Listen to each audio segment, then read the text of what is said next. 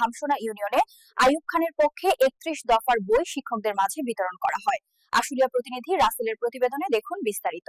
ধামসোনা ইউনিয়নের বিভিন্ন শিক্ষা প্রতিষ্ঠানে শিক্ষকদের মাঝে বিএনপির ৩১ দফার বই বিতরণ করা হয়েছে।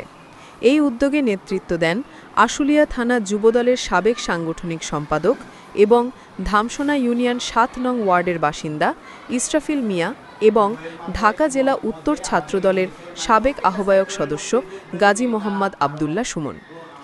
শিক্ষক ও শিক্ষা প্রতিষ্ঠানগুলো হল অর্কিড স্কুল অ্যান্ড কলেজ প্রধান শাখা, উইজডম স্কুল অ্যান্ড কলেজ, ইকরা আদর্শ বিদ্যালয়, মার্কাজুল উলুম মাদ্রাসা।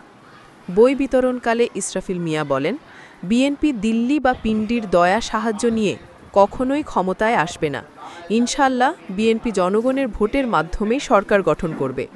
তিনি আরও বলেন যে ৩১ দফা বাস্তবায়ন এবং তারেক জিয়ার হাতকে শক্তিশালী করার জন্য ঢাকা জেলা যুবদলের সাধারণ সম্পাদক মোহাম্মদ আইয়ুব খানের কোনো বিকল্প নেই।